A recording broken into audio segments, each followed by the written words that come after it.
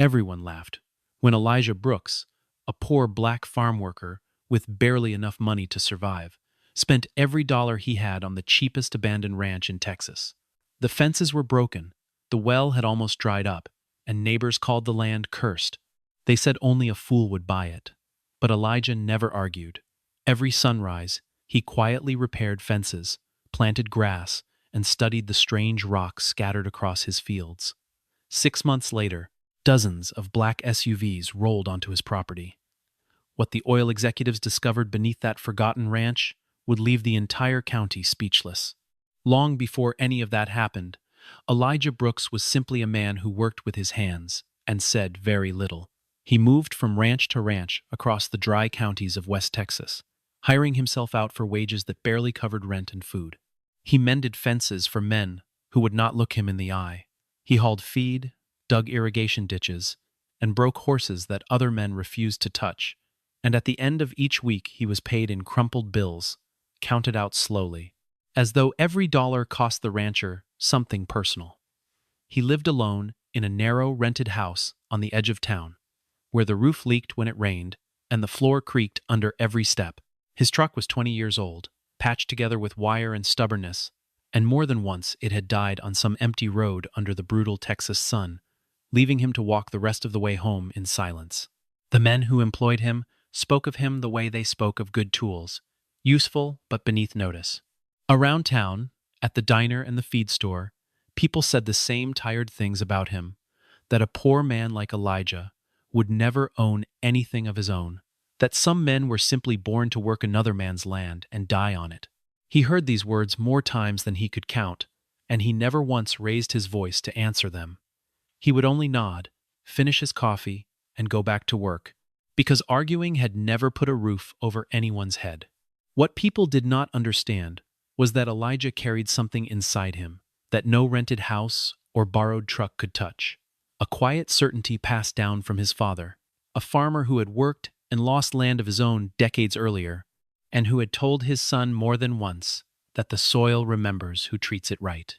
Every evening, after the sun dropped low and orange over the flat horizon, Elijah would sit on the porch step of whatever house he was renting that season and look out at land that belonged to someone else, and he would say the same quiet thing to himself, almost like a prayer he did not expect anyone to answer. Someday, he would say, "I will have ground of my own to stand on." He did not say it with anger. He said it the way a man states a fact he has already decided to make true. Those who overheard him thought it was foolishness, the kind of dream poor men tell themselves to get through another hard season, and they went back to their business without giving it another thought. But Elijah kept a small tin box hidden beneath a loose floorboard in his rented room, and into that box went every spare dollar he could scrape together, one bill at a time, for years. He did not drink. He did not gamble. He wore the same 3 shirts until they fell apart at the seams, and he ate simply, because every dollar he did not spend was a dollar closer to something the whole town insisted he would never have. Nobody in that county understood yet that patience, in the right hands, is its own kind of wealth, and that the quietest man in the room is often the one carrying the heaviest plan. The ranch that would change everything sat on the far edge of the county, past a stretch of cracked road that most people avoided if they could help it. It had belonged for years to a man named Thomas Pruitt, who had inherited it from his own father and slowly watched it fail beneath him. The well on the property had nearly run dry. The soil had turned pale and stubborn, refusing to hold water the way good grazing land should. Pruitt had sunk what little money he had into drilling and irrigation schemes that never worked, and when the bank finally came to take what was left, he walked away from the land bitter and broke, telling anyone who would listen that the ground itself seemed to be against him. After Pruitt left, the ranch sat empty for years, its fences sagging, its barns slowly collapsing under its own weight, its fields overtaken by dry brush and mesquite. A story began to circulate through the county, the kind of story small towns love to tell about land nobody wants. People said the ranch was cursed, that every family who tried to work it ended up ruined, that the earth itself had turned against whoever claimed it. Realtors listed it for almost nothing and still could not find a buyer. It became something of a joke at the feed store, the punchline whenever someone wanted to describe a losing proposition. Nobody in town would have guessed that a quiet farmhand with a tin box full of saved dollars had already driven out to see it 3 separate times before he ever said a word to anyone. Elijah walked that ranch alone on a gray spring morning, kneeling in the dirt more than once to run it through his fingers, studying the way the land rose and fell, the strange gray-black stones scattered near the dry creek bed, the way certain patches of ground held moisture longer than others, even in a drought. His father's voice came back to him as he walked, the old man's warning that a man should never judge land only by what he sees standing on top of it, because the real story of any ground lies beneath the surface, waiting for someone patient enough to listen. By the time Elijah returned to his truck that afternoon, he had already made up his mind, though it would take him weeks to work up the courage to act on it. He went to the bank first, and the loan officer barely looked up from his desk when Elijah said which property he wanted. There was a long pause, then a tired sigh, the kind reserved for men the banker had already decided were wasting his time. Still, the paperwork went through, because the land was worth so little that even a marginal loan against Elijah's meager assets was enough to cover it. Elijah emptied the tin box. He sold his father's old shotgun, a set of tools he had carried for 15 years, and the small amount of livestock he had managed to acquire over time. When it was all added together with the loan, it was just enough, down to the last few dollars, to buy the cheapest, most mocked piece of land in the entire county. Word spread through town within a day, the way bad news and good gossip always travel fastest in small places. Men who had employed Elijah for years found it hilarious, retelling the story at the diner with exaggerated laughter, shaking their heads at the foolishness of a poor black man spending everything he owned on ground that had broken a white rancher with generations of experience behind him. One man, Walter Higgins, who had once paid Elijah less than he owed for a full week of fence repair, stopped him outside the feed store and said it plainly, that he had just bought himself a pile of dead dirt and would regret it before the year was out. Elijah only nodded, tipped his hat, and kept walking, because he had learned long ago that a man does not have to win every argument out loud. That night, standing alone at the edge of his new property as the sun dropped behind the hills, Elijah allowed himself something rare, a small, quiet smile. He was standing on ground that belonged to no one else for the first time in his life, and whatever the rest of the county believed about it, the land was his to work, his to fail on or succeed on, and that alone felt like the beginning of something he had waited 42 years to feel. The work that followed tested every ounce of patience Elijah had built over a lifetime of hard labor. The fences were rotted through in places, snapped clean in others, and cattle from a neighboring ranch wandered freely across the broken boundary lines, trampling what little grass had managed to grow back.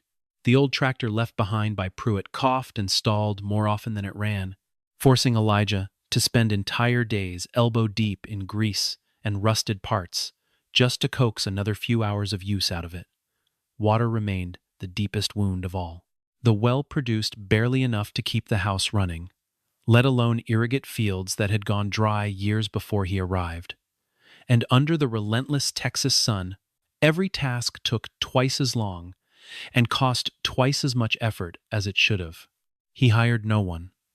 There was no money left to hire anyone, and even if there had been, Elijah preferred the solitude of working land that finally belonged to him.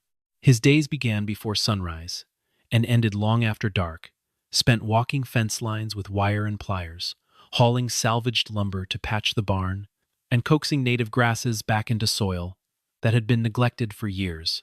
At night, instead of resting, he turned his attention to the house itself, replacing rotted boards, sealing leaks, and rebuilding what time and neglect had worn away, because a man who owns nothing else learns to make use of every hour he is given. It was during those long, sun-blistered afternoons that Elijah first began paying close attention to the strange rock formations scattered across parts of his land, particularly near the dry creek bed, where the earth seemed darker, heavier, almost stained. He had seen similar formations once, years earlier, on a job far south of the county, and something about the memory nagged at him in a way he could not quite explain. He began collecting samples without any clear plan. Small chunks of stone he lined up along the porch railing, studying them in the evening light, the way another man might study. A puzzle he suspected had a solution, just out of reach. His father's words returned to him often during those months, worn smooth from years of repetition, but no less true for it. The old warning that a man should never judge land by what sits on its surface. Elijah had heard those words as a boy without fully understanding them, back when his father had lost his own small plot of land to a bank that never gave a poor black farmer the benefit of the doubt. Now, kneeling in his own dirt decades later, turning strange stones over in his rough hands, the meaning settled into him with new weight, and something in his gut told him that this ranch, mocked and abandoned by everyone else in the county, was holding a secret that no one else had bothered to look for. Around town, curiosity about the strange new owner of the old Pruitt place had not entirely faded, even as the laughter softened into something closer to indifference. Most people assumed Elijah would fail within the year, that the bank would reclaim the land, and life would go back to the way it had always been. What they did not expect was for the man himself to change so little under the weight of it all, to keep showing up at the feed store in the same worn boots, greeting people with the same quiet nod, offering no complaints and no excuses, simply going back to work every single day, as though the entire county's disbelief meant nothing at all to him. It was during one of these long, dust-choked afternoons that a white pickup truck bearing the logo of a regional oil survey company turned down the narrow road leading toward the ranch, kicking up a trail of dry earth behind it, carrying with it a woman who had no idea she was about to change the course of Elijah Brooks's entire life. Claire Whitmore had been sent out to the county on a routine assignment, tasked with surveying several properties along the edge of a formation her company suspected might hold promise. Though nothing about the initial reports had suggested anything remarkable about the old Pruitt land specifically, she was 38 years old, sharp-eyed, and precise in the way only someone who had spent years proving herself in a field dominated by men could be, a geologist who had learned early in her career that carelessness was a luxury she could not afford. She parked her truck at the edge of Elijah's property and stepped out into the heat, clipboard in hand, expecting little more than a routine conversation with whatever rancher happened to own the land. Elijah met her at the fence line, wiping dirt from his hands before offering a polite nod, and when Claire explained who she was and what she needed, permission to take a few soil samples near the eastern boundary, he agreed without hesitation, only asking that she be careful near the section where he had recently repaired fencing. It was a small, unremarkable exchange, the kind that happens 1,000 times across rural Texas without anyone thinking twice about it, but something about the way Elijah spoke, calm and precise, caught Claire's attention in a way she did not expect. As she worked, kneeling in the dirt near the dry creek bed, Elijah crouched beside her without being asked and began pointing out the same strange, dark stones he had been collecting for weeks, mentioning offhand that he had noticed the soil held moisture differently in that particular stretch of land compared to the rest of the property. Claire looked up at him, surprised, and asked how he knew that. Elijah simply shrugged and said that a man who spends enough time with land eventually learns to read it, the same way another man might read a newspaper. What followed was not the kind of conversation Claire expected to have with a rancher on a routine site visit. Elijah spoke about rock layers, about drainage patterns, about the subtle differences between soil that had simply dried out and soil that behaved as though something beneath it was interfering with the natural water table. He was not using textbook terminology, but the observations themselves were sound, sharper in some ways than what she heard from junior analysts fresh out of graduate programs. When she asked where he had learned all this, Elijah told her simply that his father had taught him, and that the land itself, if a person paid close enough attention, was always willing to teach the rest. Claire left the ranch that afternoon with more questions than she had arrived with, and for the first time in a long while, she found herself thinking about a piece of unremarkable farmland long after she had driven away from it. She had met plenty of ranchers over the years, most of them polite enough, but largely uninterested in the deeper science behind the ground they worked.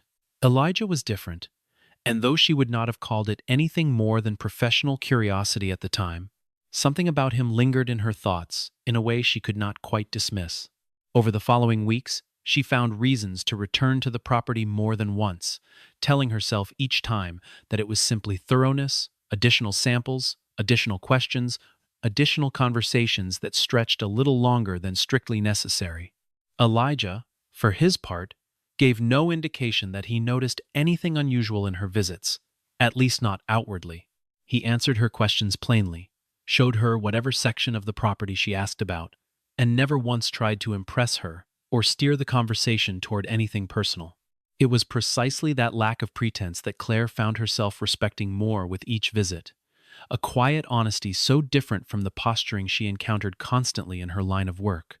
What began as a simple professional courtesy, slowly, carefully, became something neither of them named out loud, a mutual respect built on nothing more than repeated conversations about soil and stone, and the patient work of building something out of land everyone else had given up on.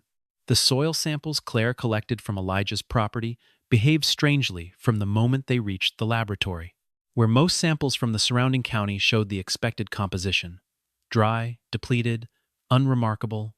The readings from the old Pruitt land carried faint but consistent traces that did not match anything nearby.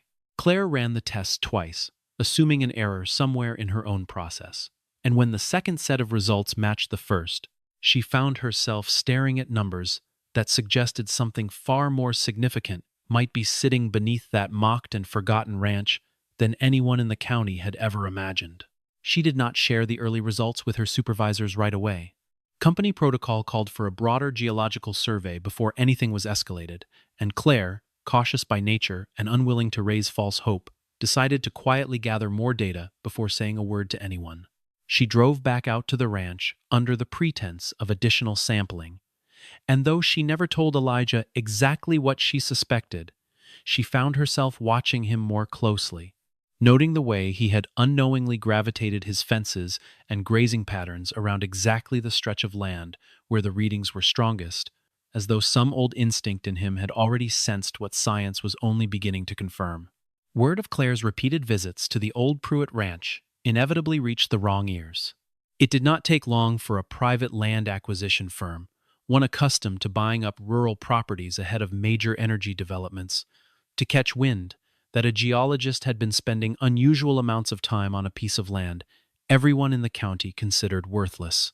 A representative named Gary Hutchins showed up at Elijah's front gate on a hot afternoon in early summer, dressed sharply out of place for the dust and heat, offering a number that would have seemed absurd to anyone in town only months earlier. $150,000, he said, for land that had cost Elijah a fraction of that price, a number large enough to have solved every financial worry Elijah had ever known in a single signature. Elijah listened politely, the way he listened to everything, without interrupting and without raising his voice. When Hutchins finished his pitch, Elijah simply shook his head and said that the land was not for sale.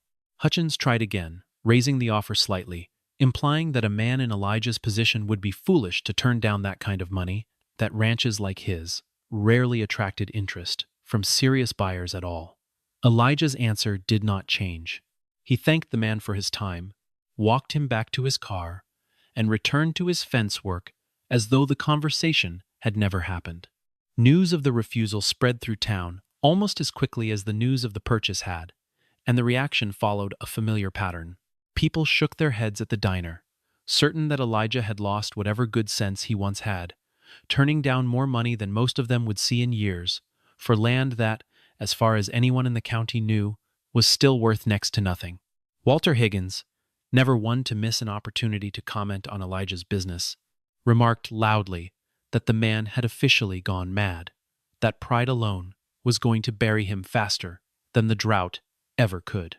Elijah heard the comments, as he always did, and let them pass without argument.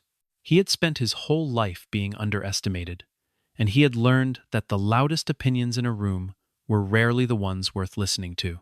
What none of the men laughing at him understood was that his refusal had nothing to do with pride and everything to do with patience. The same patience that had filled his tin box $1 at a time, of the same patience his father had taught him decades earlier, when he warned him never to judge land only by what sits on top of it. Claire heard about the offer through her own contacts in the industry, the kind of information that traveled quickly among people who made their living tracking land deals across rural Texas.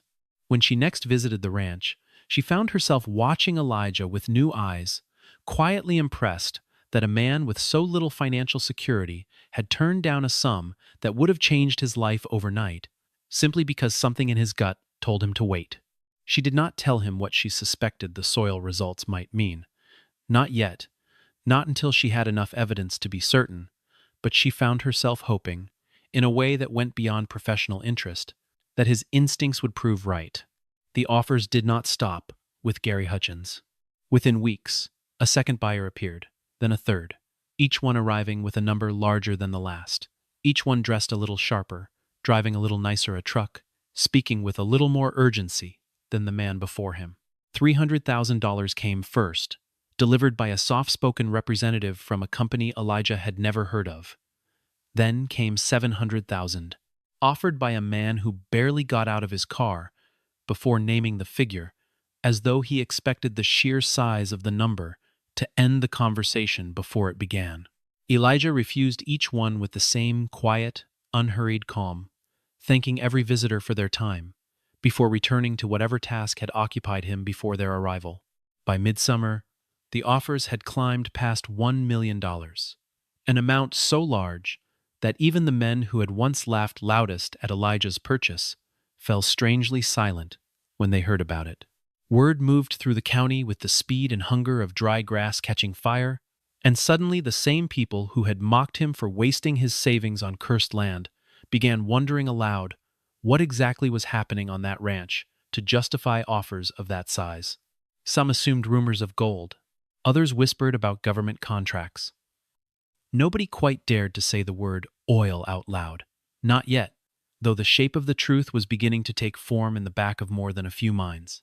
Claire, watching the escalating offers from the sidelines, grew increasingly certain that something significant was hiding beneath Elijah's land. Certain enough that the silence she had maintained out of caution began to feel like something closer to risk. She drove out to the ranch one evening as the sky turned the deep orange of a Texas sunset and found Elijah repairing a section of fence near the creek bed, the same section where her early samples had returned their strangest results. She told him, carefully, that she believed there was more beneath his property than either of them yet understood, and that whatever these companies suspected, they clearly believed it was worth a great deal more than the numbers they had already offered. Her advice was simple and direct. Do not sell, she told him, not until they knew the full truth of what was down there, because a man who sold too early might spend the rest of his life wondering what he had given away. Elijah listened the way he always listened, without interrupting, and when she finished, he nodded slowly and told her that he had never planned on selling in the first place, not for any number, because the land was the first thing in his life that had ever truly belonged to him, and he did not intend to let it go simply because someone waved money in front of him. The pressure, however, did not remain confined to polite offers and business cards left at the gate. As summer stretched on, Elijah began noticing signs that someone had been on his property after dark. Sections of fence pried loose in places no cattle could reach, tire tracks near the creek bed that did not belong to his own truck. One night, a stranger's vehicle idled at the edge of his land for nearly an hour before driving off without ever approaching the house. A phone call came to the local feed store, where Elijah occasionally picked up messages, warning vaguely that a man alone out on that ranch might want to reconsider his stubbornness before something happened that could not be undone. Elijah reported the incidents to the county sheriff, a steady, unhurried man named Roy Callahan, who had known Elijah for years and had never once doubted his honesty.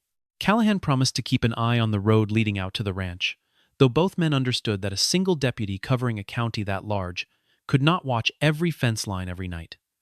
Elijah did not panic.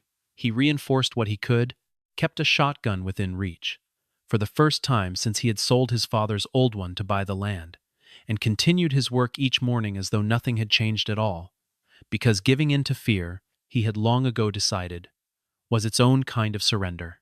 Claire's final report arrived on a humid afternoon in late summer, delivered not as a rough estimate, but as a confirmed, peer-reviewed, geological assessment that left even her seasoned colleagues staring at the numbers in disbelief. The formation beneath Elijah's ranch was not a modest pocket of untapped resource, the kind that occasionally turned up in surveys and yielded a few years of modest production. It was an enormous reservoir, one of the largest identified in that part of Texas in over a decade, stretching far beneath the surface, in layers that matched almost perfectly with the strange dark stones Elijah had been collecting along his porch railing since the day he first walked the property. The company's senior geologists reviewed Claire's data personally, running their own verification tests, before allowing themselves to believe what the numbers were telling them. When the final confirmation came through, the estimated value of the reserve ran into the hundreds of millions of dollars, a figure so large that it required sign-off from executives far above the regional office where Claire worked. Within days, corporate leadership from 3 separate energy companies had been briefed on the discovery, each one scrambling to secure a position before their competitors could move first. Claire made the drive out to the ranch herself to deliver the news in person. Arriving just as the sun was beginning to set behind the hills, Elijah had spent 6 months rebuilding fence by fence. She found him near the barn, checking on the small herd of cattle he had slowly begun to acquire. And when she told him what the reports confirmed, that the ground beneath his feet held one of the largest oil reserves discovered in the region in years, Elijah stood silently for a long moment, looking out over land that had once been called cursed by everyone who saw it. He did not celebrate.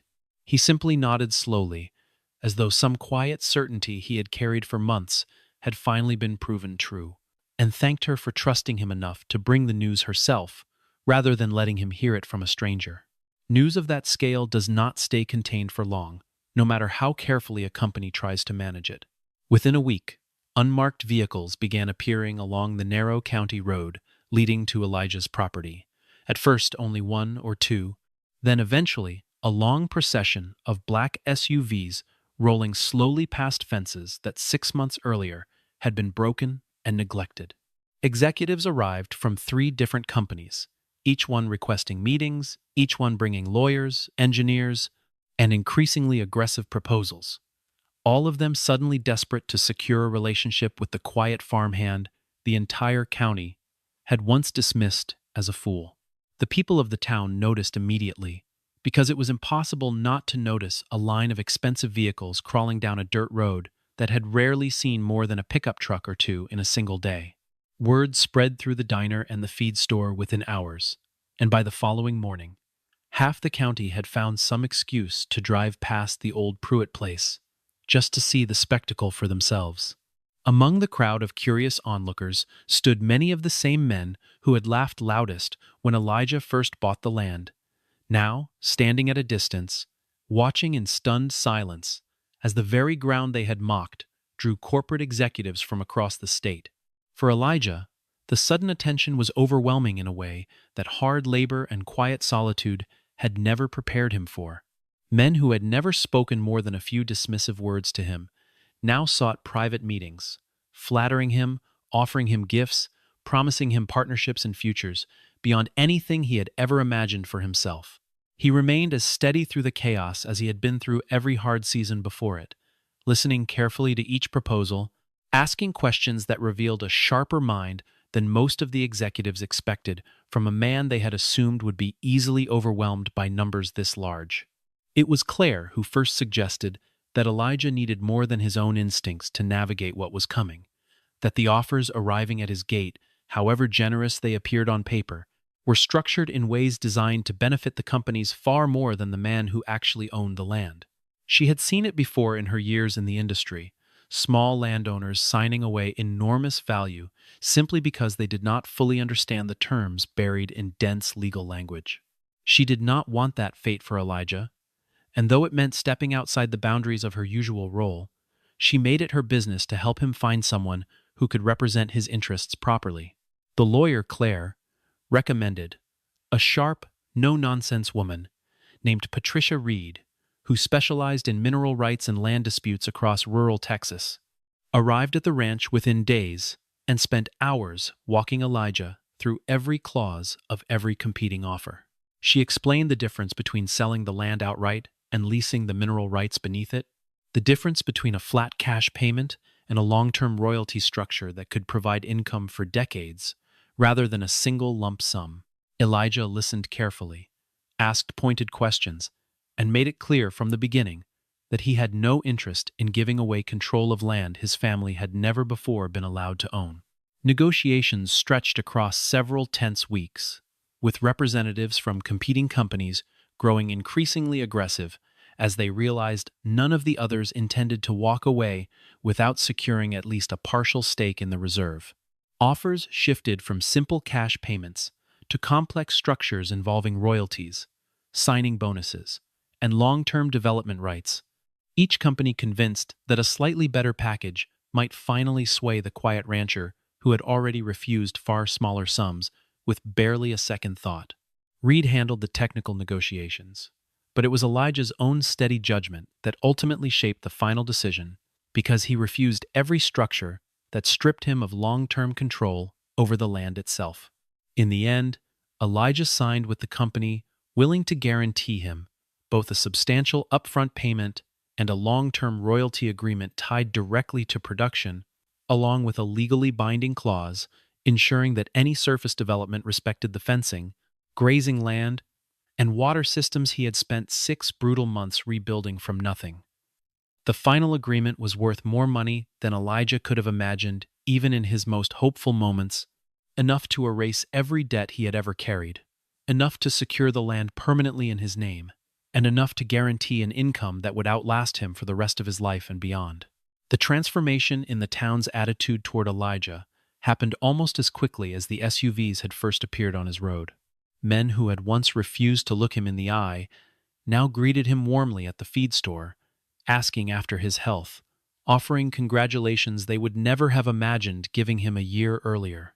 The very bank that had approved his loan with barely concealed reluctance now sent a representative to the ranch personally, eager to discuss what other services the institution might offer.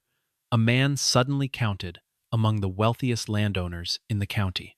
Walter Higgins, who had once told Elijah to his face that he had bought himself a pile of dead dirt, found himself standing awkwardly at Elijah's gate one afternoon, hat in hand, attempting an apology that came out clumsy and half-formed.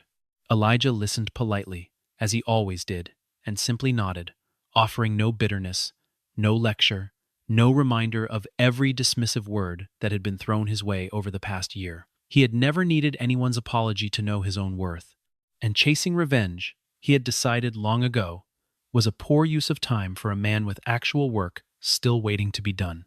Even Thomas Pruitt, the man who had originally lost the ranch and walked away from it, broke and bitter, reached out through a mutual acquaintance, expressing regret and, indirectly, a hope that perhaps some small consideration might come his way, given how things had turned out. Elijah did not owe him anything, and everyone who knew the full story understood that clearly. But rather than responding with anger, Elijah simply said that the land had never betrayed anyone, that it was only people who moved too quickly, gave up too early, or judged too harshly by what sat on the surface. He wished Pruitt well, and left it at that, unwilling to let old bitterness take root in soil he intended to keep clean. Through all of it, Claire remained close, no longer merely a geologist conducting business on his land, but something steadier, someone who had believed in him before the world had any reason to, someone who had stood beside him through threats, sleepless nights, and negotiations that could easily have gone wrong without her guidance. Their conversations, once limited to soil samples and rock formations, had slowly deepened over the months into something neither of them rushed to name, built on the same quiet respect that had first drawn them together beside a dry creek bed on an ordinary spring afternoon. Neither of them spoke of it directly, not yet, but anyone who watched the two of them together, walking the fence lines in the fading evening light, could see plainly that something real had grown between them, patient and unforced, much like everything else Elijah had ever built. Even with more money than he had ever imagined possible, Elijah's habits changed remarkably little in the months that followed.